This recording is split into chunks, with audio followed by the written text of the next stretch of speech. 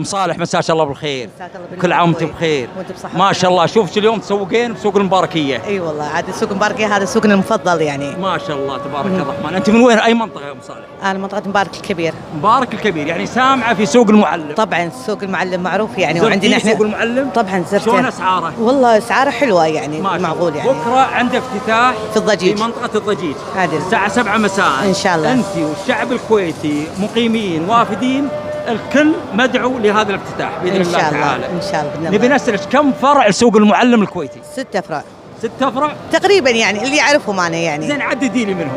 في بالعقيلة، في بحولي، في بالسالمية، في الافتتاح الحين بالضجيج.